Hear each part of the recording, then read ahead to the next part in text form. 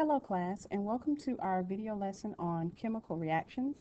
In this video lesson, we're going to focus on looking at the law of conservation of matter. We're going to be talking about chemical equations. We'll also be talking about chemical reactions in this video lesson.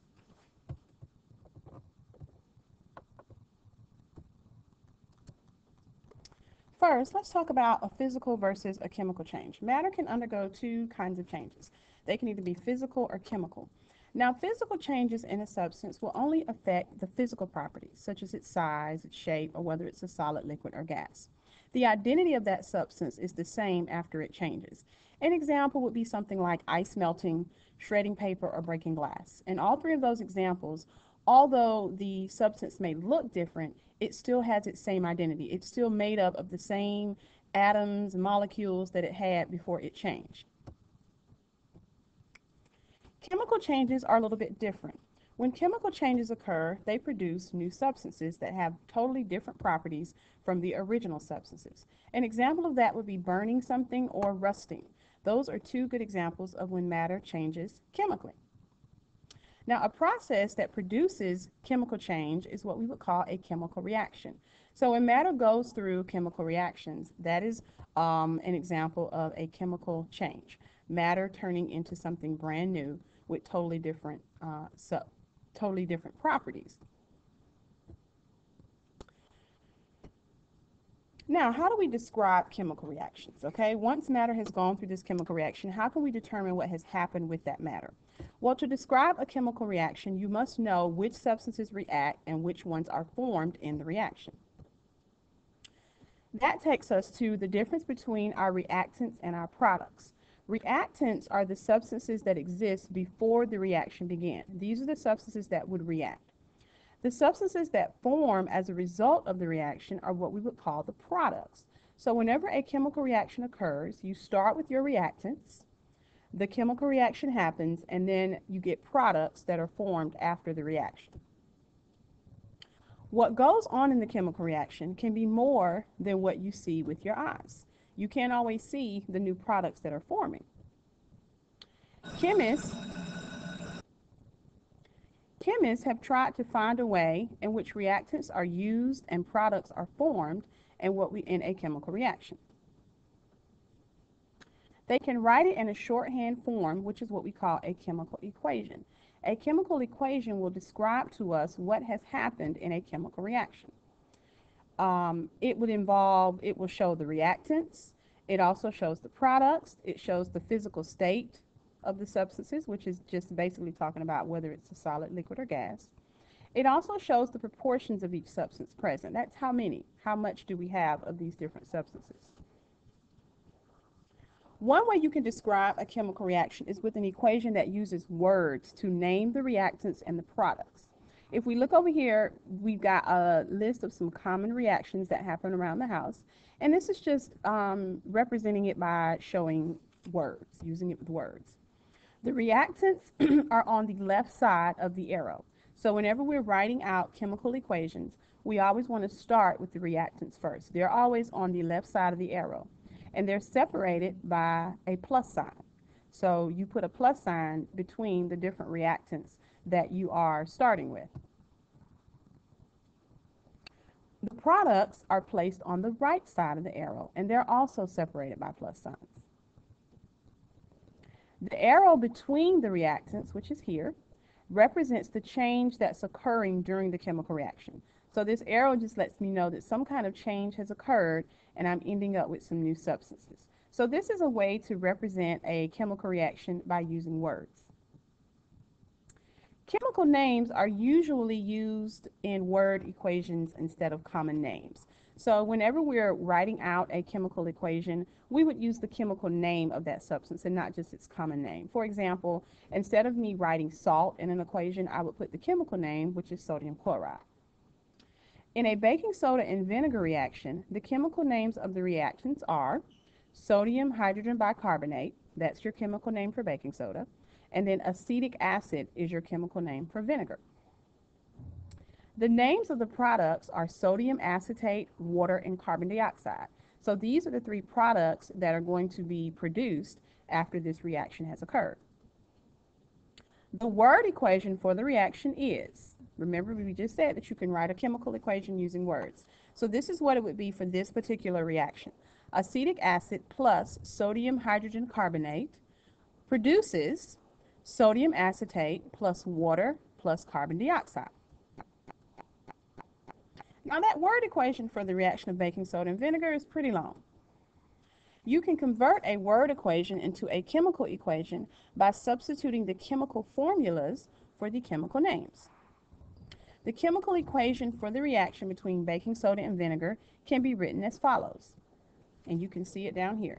Instead of me now using just the chemical names, which makes it kind of long, I kind of have a shorthand way to write it out now by using the formulas for those particular chemicals. So this would be an example of a chemical equation. Now subscripts, which we've kind of talked about previously, but let's just take a moment to review what a subscript is, because they're going to be very important as we look at these different chemical equations. When you look at chemical formulas, you'll notice that the small numbers written to the right of the atoms. These numbers are what we call subscripts, and they tell you the number of atoms of each element in that compound. If an atom has no subscript, then that means there's only one atom of that element in the compound, okay? So just kind of reviewing what subscripts are, but we have talked about this before, and those are going to become very important as we start looking at some other aspects of chemical equations. Now, let's kind of switch gears a little bit and talk about conservation of matter. How in the world do these chemical equations relate to conservation of matter? Well, according to the law of conservation of matter, the mass of the products must be the same as the mass of the reactants in that chemical reaction. Hence the word conservation. It means matter is conserved when it goes through reactions.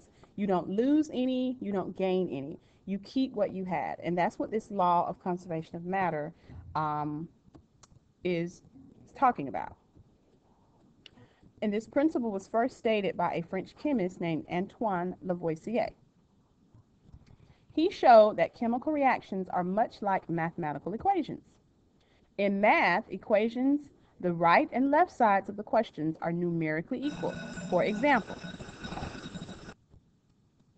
14 plus 2 equals 3 plus 13. Both sides are equal to 16. So they're numerically equal on the right and the left sides. Well, that's the same idea with the law of conservation of matter. Let's take a look at a chemical reaction situation here. Chemical equations are similar, but it is the number and kind of atoms that are equal on the two sides. So we can see that here in this picture. You started out with your reactants here, and you ended up with these products. Now the reactants are completely different from the products. It's gone through a chemical reaction and you've produced some brand new substances. However, if you were to count up the number of each type of atom that you have, they're going to be equal according to this law of conservation of matter. You have 3 carbon in the reactant side, and then in the product side you still have 3 carbon. You got 5 hydrogen on the reactant side, and you still have 5 hydrogen on the product side. So forth and so forth. You can kind of see the pattern that we see here with these number of atoms equaling out from the reactant side to the product side. When you write the chemical equation for a reaction, you must observe the law of conservation of matter, meaning that the amount that you have on your reactant side must equal the amount that you have on your product side. When you count the number of carbon, hydrogen, oxygen, and sodium atoms of each side of the arrow from the previous slide that we just looked at, you will find that the numbers are equal. Okay, we just kind of discovered that. This would mean that the equation is balanced and the law of conservation of matter is observed. So whenever you have equal amounts of your reactants number of atoms and your product's number of atoms are equal, then you have met the law of conservation of matter, and you would say that your chemical equation is balanced. Now, everything is not always picture perfect with these chemical equations. Not all of them are going to be balanced so easily. Okay? The following equation below shows what happens when silver tarnishes. So you have silver plus hydrogen sulfide produces silver sulfide and hydrogen. Okay? Well, as you can see, this is not balanced because on this side, the reactant side, we only have 1 atom of silver, but on the product side, we have 2 atoms of silver. So that means this equation is not balanced. So that's where we've kind of got to go to work. We have to count the number of atoms of each type in the reactants and in the products. Okay? And like we just said, that we've noticed that the silver atoms are not balanced. Okay? You've got 1 on the reactant side and 2 on the product side. So in order for this equation to meet the law of conservation of matter, we would place a 2 in front of the reactant Ag, silver, and check to see if the equation is balanced. Recount the number of atoms of each type. And if you did that, now you've got 2 silver atoms over here and 2 silver atoms on the product side. The equation is now balanced. This is an example of what we would call balancing a chemical equation. Now, when you balance chemical equations, the numbers are placed before the formulas, as we did for silver. We put the 2 in front of the formula. These numbers are what we call coefficients. However, never change the subscripts written to the right of the atoms in a formula. We don't bother with the subscripts. The only thing that we would change to balance a chemical equation are the coefficients. Changing these numbers, if we were to change these numbers, it's going to completely change the identity of the compound. Make sure that on your notes that you've written down a description of how balancing chemical equations work. We are going to do more examples together in class. Let's now look at types of chemical reactions. We talked about what a chemical reaction is. We've talked about how scientists use chemical equations to represent a chemical reaction. Now let's look at the 4 different types of chemical reactions. The 4 types are synthesis, decomposition, single replacement, and double replacement. This is just a quick little snapshot that kind of shows you all of the different types of reactions. Let's look at the synthesis reaction first, which is the same thing as a combination on this one. A synthesis reaction is when 2 or more simple substances combine to form a new, more complex substance. The basic form for that would be substance A plus substance B will produce substance C. Now, a real-life example is if I have 2 sodium plus chlorine will produce 2 sodium chloride. Okay? Do you notice how we have these coefficients in front of the formulas? And remember why we do that, because we are balancing the equation and we are making sure that this equation represents or follows the law of conservation of matter, which gives me sodium plus chlorine will produce sodium chloride. Decomposition reactions. In a decomposition reaction, a complex substance will break down into 2 or more simpler substances. Decomposition reactions, if you notice, are the reverse of a synthesis. So what we start out with in our basic form, now we start with substance C, and it breaks down into 2 simpler substances, A plus B. Example, carbonic acid, which is this substance here, will break down and decompose into water and carbon dioxide. Okay, so decomposition is just kind of the flip of a synthesis reaction. And if you think about the word decompose, decompose means when something kind of breaks down. Well, that's what's happening with this type of reaction. Something is breaking down. All right, single replacement.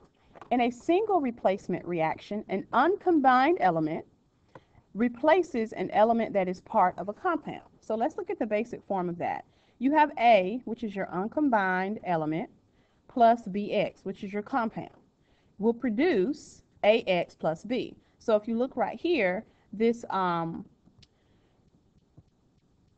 if you look right here, you will see how the A replaced the B in the products. Okay?